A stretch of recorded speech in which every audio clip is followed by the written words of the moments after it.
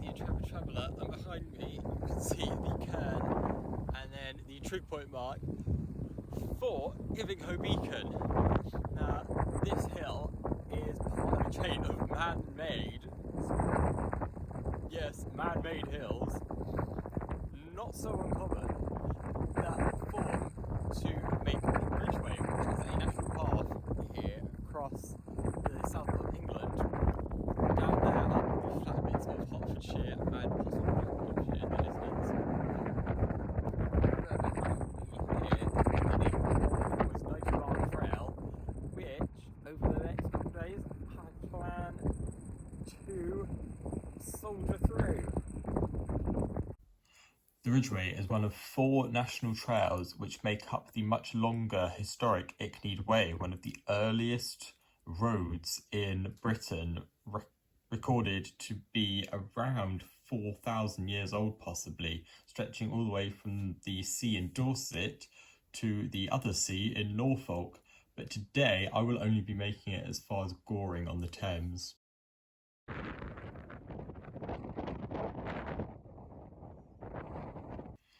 The eastern end of this path is on a large chalk escarpment with chalk mines in the distance and a lot of chalk deposits along the path.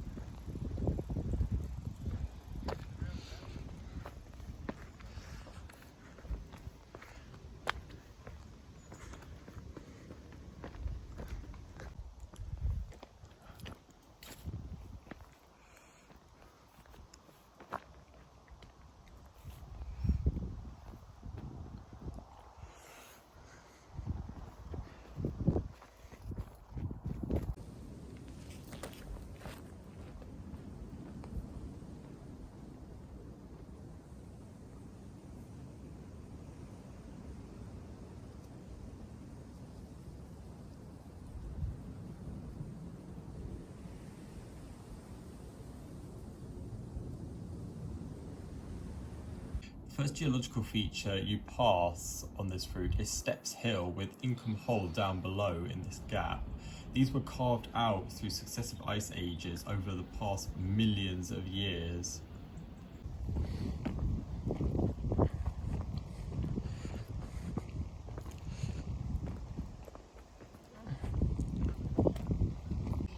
This chalk provides brilliant nutrients for crops, so farms are quite common around here.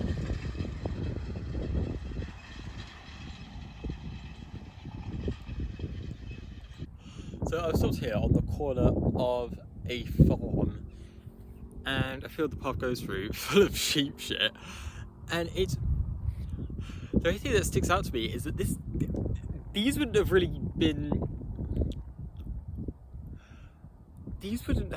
been here when the road was first, I don't want to say built, but aligned, carved out, I'd say. These wouldn't have been here because this road was first in use around 6,000 years ago, and agriculture, let alone animal cultivation, hadn't made it to the UK. The UK didn't even exist yet. It hadn't made it to Britain yet. So all this around here most likely would have all been forested, whereas now the forest is all the way back there. And most of it has been cut down to make way for this, although it wouldn't have come much later than the road first being in use, as it was still used for trade. It's just, it would have been foraged and fished and goods sourced from other means. And it's just interesting to notice that even like the things that today we see as traditional, and you like see an area of fields and farmland, you think, oh, this place hasn't changed in years. It was a change for some group of people very far back, a more recent change than this path. And of course, where there are plants growing, there will also be animals being reared, and they're crap which you have to skirt around.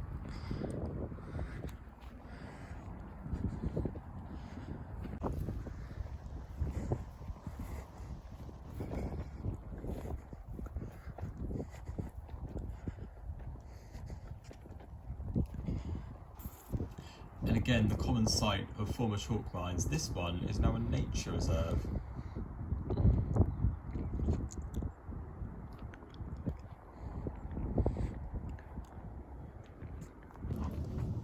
Shortly followed by the first foray into the forest on this route.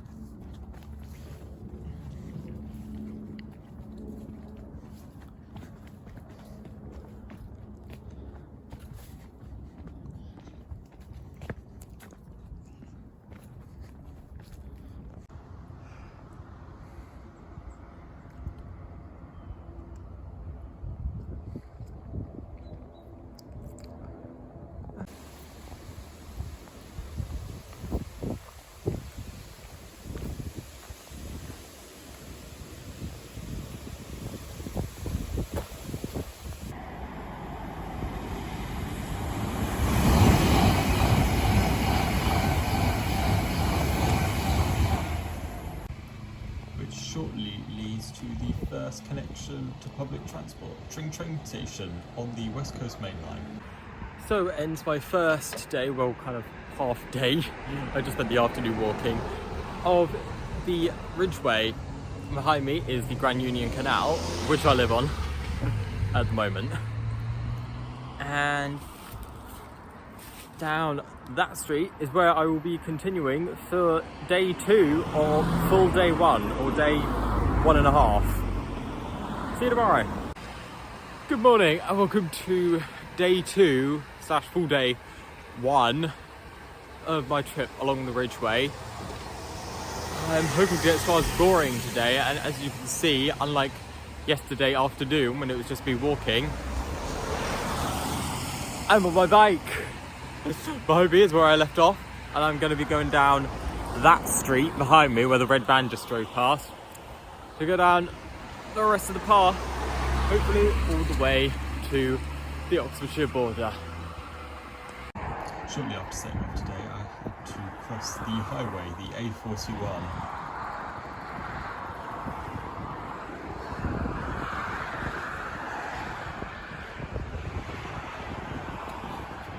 The other side of this is Tring Park, which not only includes a large woodland,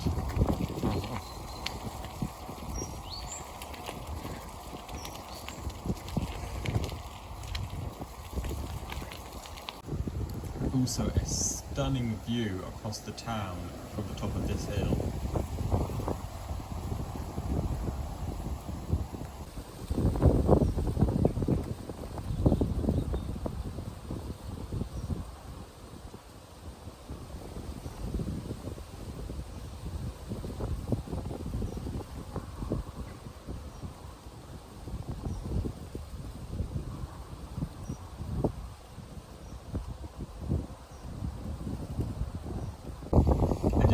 Spectacular bench to sit on whilst you enjoy the view.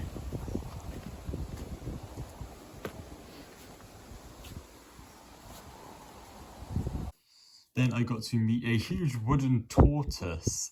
This and the other animal sculptures in this playground are a nod to the large taxidermy collection of the now deceased Lionel Walter Rothschild, and most of his collection you can see at the Tring Museum. Skipping a hop through Haslow.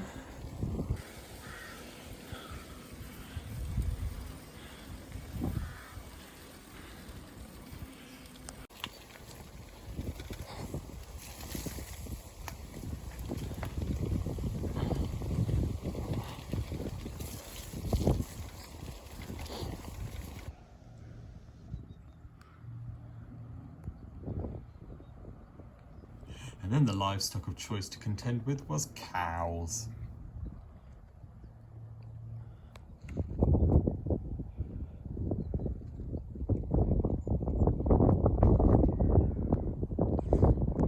After negotiating them 4-stomach beasts and the heights of the Chilterns, you reach the delightful town of Wendover.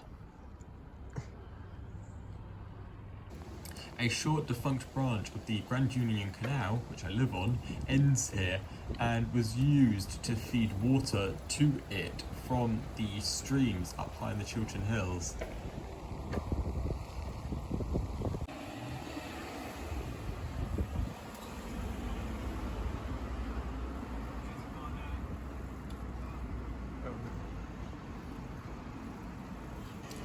clock tower was built in 1842 and was originally the town jail, that has since been changed into the council office. It also has a train station, but if you just want to do a short walk of the Ridgeway, you can go here to Tring or here to Prince's Risborough, where I'll be next. But on a whole other scale to the 3-car regional trains that stop at the station, here's some construction and fence for HS2.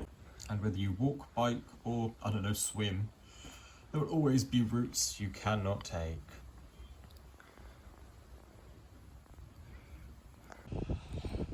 So in between Wendover and Prince's Risborough, along the Ridgeway, is what's probably the most unmissable landmark along this path. I made it to the Boer War Memorial, top Coombe Hill here. Somewhere in the distance back there, in all the countryside, is Aylesbury. And just right here, along with the Flagstone Ridgeway, is we're on the very edge of the Chilterns here, yet so high up. Especially the hill behind me there, Beacon Hill. Behind there is the Chequers estate. I have been up there. There's a massive camera spying on you. But it's just such a contrast that you're so high up here, and yet down there it's all flat. This is the end of the Chilterns, and then you've got flat Buckinghamshire behind you. This monument was erected in 1904 to commemorate the around 160 men from Buckinghamshire who perished in the Second Boer War, which took place in South Africa from 1899 to 1902, and is so tall it can be seen from the Cotswolds, 60 kilometres away.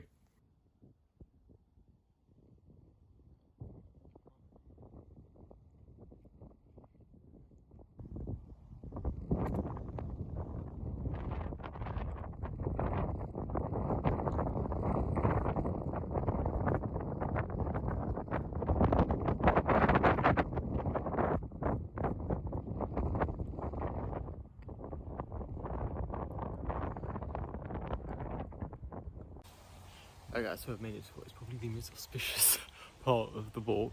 Behind me there is one of the prime ministerial residences, the Chequers estate, where that crappy Brexit deal was made. And also, I found out when I was on Beacon Hill, next to Coombe Hill, I met a guy there who was flying a kite, and he also said that apparently the agreement for invading Iraq was also decided there.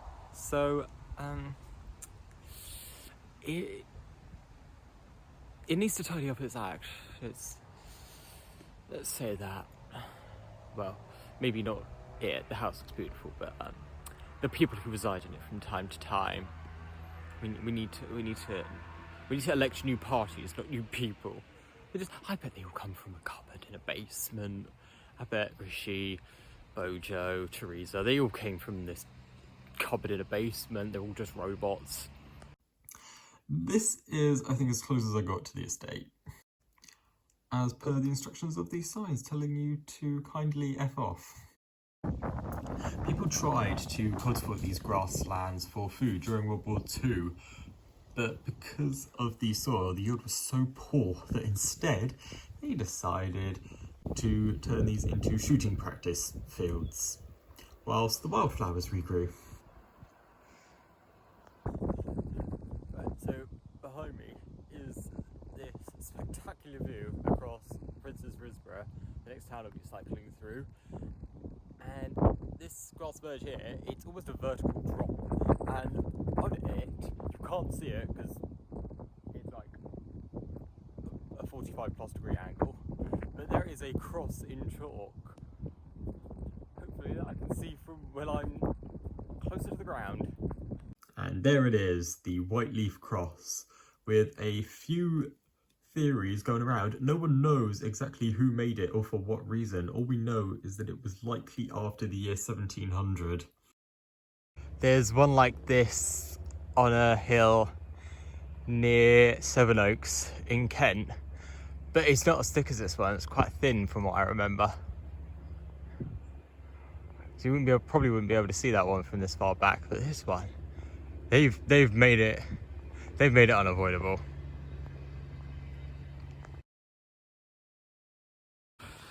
Okay, that was quite exhilarating. As you can see, I'm currently on a road. It's a little country lane, but I am competing with cars now, and I just had to, in quite an extreme way, and just spent 2 minutes cycling along an A road with lots of traffic. There was a footpath. Maybe they should have like a separate segregated foot and cycle path alongside, so it isn't as so threatening. That's the adventure. It was worth doing if you don't feel like you're gonna die while doing it. As you can see by that sign, the Ridgeway is straight up there, but I'm a good boy, so I'm gonna go this way, where it's nice and flat. See you on the other side.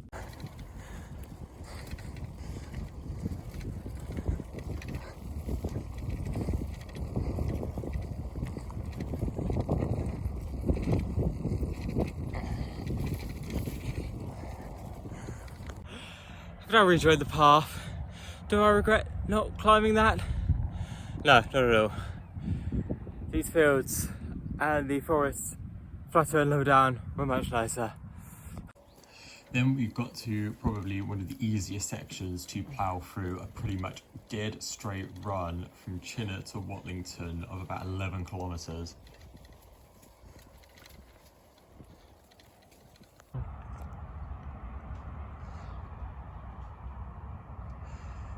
For every predecessor, there is of course a successor. As for roads are concerned, this here, where you can see the lorry flying through, is for the UK, the most recent, the motorway. And even this paved track through the field is a successor to this OG road of the Ivinghoe Way. You know, sometimes something gets faster, it doesn't make it better. So behind me there, it's probably been 5 to 10 miles of dead straight track, which I imagine is the Roman version of the Ivinghoe Way. I researched it on the train home, but it's been so bliss. It's just been a dead straight bridleway the whole way, and now we turn a corner. Turning said corner led me to the tiny hamlet of Swinkham and their parish church, St. Botolph's, built in around the 12th century. Nearing the end of a tiring day, this was the perfect place to find for some much needed rest, but alas, I wasn't done yet. So you join me quite pertinently at a trig point, as I'm currently along one of the many so-called Grimm's ditches that are scattered across Britain. There's like over 20, but this is one of them that runs along the Ivinghoe Way, and these are all raised, sort of raised continuous hills that are man-made around a whole range of times for a whole range of purposes. I think mainly burials and demarcation against different tribes before the Roman invasion. This is the section of the Grimm's Ditch that I rode along, but I didn't film any of it since it was so bumpy. I almost fell off my bike multiple times. Hello guys. Yes, that is me. The sun has set. The sun set just as I made it into Goring and finished the day cycling. But I was so tired and hungry, I completely forgot to film at the station. But anyway, we are back to where we started today. I'm going to do the last cycle down the canal home, and I will see you in a few months' time for part 2. Goring to Avebury.